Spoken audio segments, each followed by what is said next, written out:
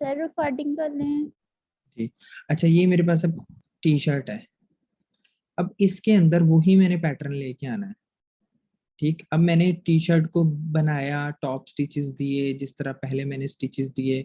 अब मैंने किस तरह टी शर्ट को बनाया था, न्यू लेयर ली, यहाँ से पेन टूल के लिए पी प्रेस किया शॉर्टकट की, और फिर मैंने यहाँ से मेरा पाथ के ऊपर सिलेक्टेड है, ठीक है, शेप के ऊपर नहीं है। फिर मैं इसको पेन टूल को आगे से आगे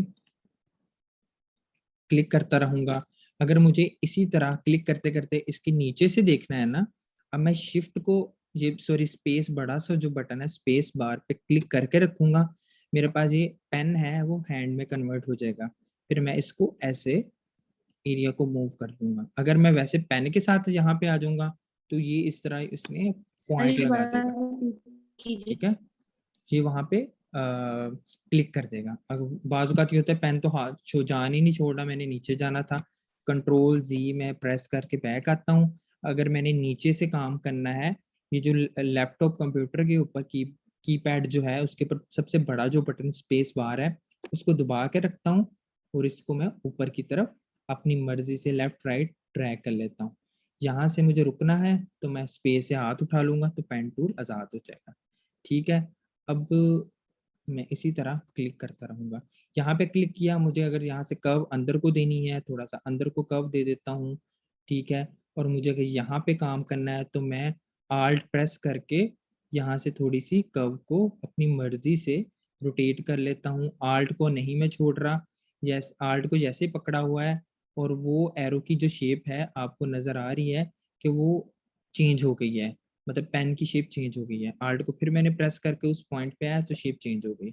तो ये चीज़ें मैंने ट्यूटोरियल में भी बताई हुई थी आप लोगों को। तो अब इसी तरह मैंने यहाँ पे स्ट्रोक पाथ के ऊपर चला गया, और पेंसिल है ओके कर दिया, मेरा ये पाथ के ऊपर लाइन लग गई है। फिर मैं यहाँ से डिलीट पाथ कर देता हूँ, और ये मैं डिलीट कर दिया, इसको मैं लेयर को हाइड करके दिखा देता हूँ। ये मेरी इतनी लाइन जो है वो ट्रेसिंग करती है इसमें। ठीक है, मैं एक फ्लो में भी कर सकता हूँ, पॉइंट्स में भी कर सकता हूँ, लेकिन आप लोगों का ये एज टू एज पॉइंट्स जुड़े होंगे तो आप लोग इसके अंदर कोई फिलिंग कर सकते हैं। अगर इसके अंदर पॉइंट्स नहीं ज्वाइन होंगे तो आप इसके अंदर फिलिंग नहीं कर सकते।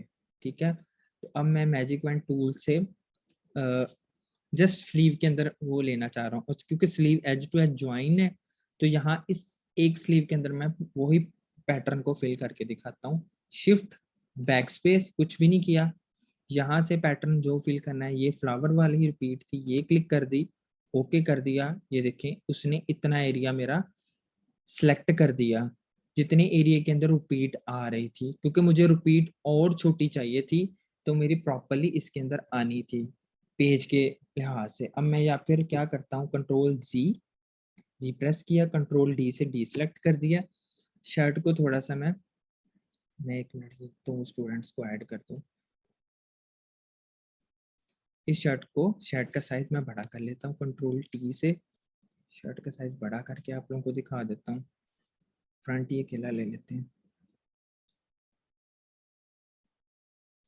डबल क्लिक कर लिया। अब मैं यहाँ पे फिर मैजिक वन टू डब्ल्यू लिया, शिफ्ट बैक स्पेस और इंटर प्रेस कर दिया। ये देखिए अब मेरी रिपीट इतनी आ रही, सही है।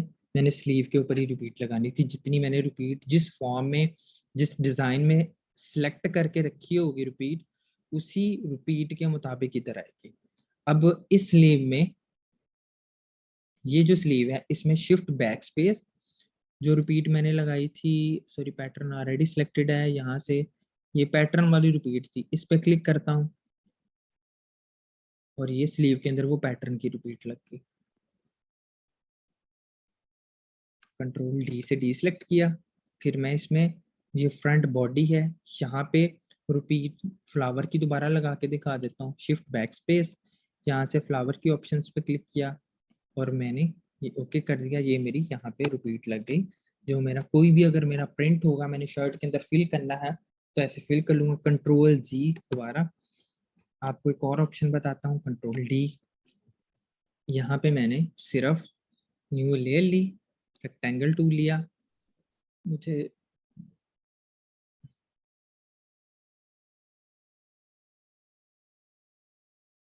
नहीं, यहाँ पे एक लाइन लगा के देखता हूँ।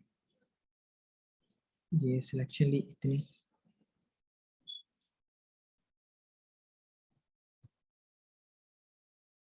ये मैंने इतनी सिलेक्शन के अंदर फिल कर लिया। अगर मुझे स्टिफ फॉर्म में लगाना है, कंट्रोल जी, दोबारा मैं आप लोगों को ये बता देता हूँ, फिर कंट्रोल जी, कंट्रोल डी, इसको बार बार ऐड करना पड़ रहा है। कोई पेंडिंग तो नहीं है स्टूडेंट, बताओ। ये मेरे पास एक पेंडिंग अभी फिर आ रहा है। ओके, अच्छा यहाँ पे फॉर एग्जांपल मैं रेक्टेंगल टूल लिया, मैं इसके अंदर डिजाइनिंग कर लेता हूँ। ऐसे एक लाइन लगाई, ये सिलेक्शन कर ली, न्यू लेयर के ऊपर सिलेक्शन की। तो मैं यहाँ पे थोड़ा सा इसको, इसी सिलेक्शन को नीचे ले आता हूँ। ठीक है, ये सिलेक्शन एक कर ली। अब इस सिलेक्शन के अंदर मैंने इस वाई एक्स एक्सिस में अपनी रिपीट फिल करनी है, shift backspace enter, repeat fill हो गई।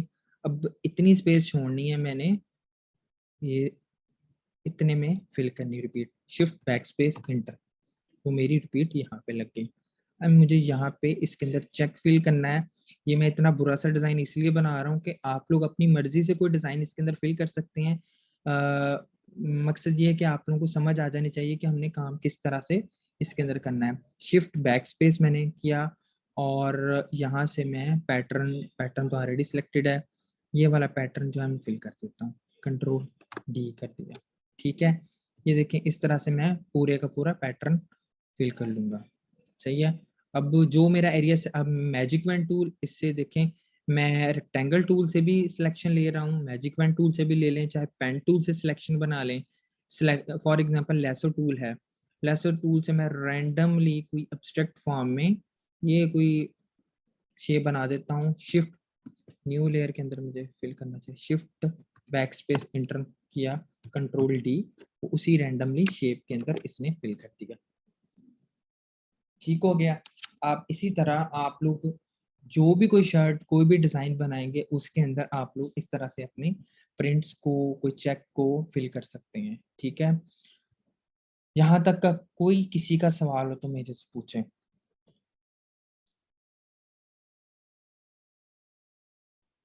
जी स्टूडेंट। सर ये अभी तो नहीं ना हमने ऐड करना कोई पैटर्न?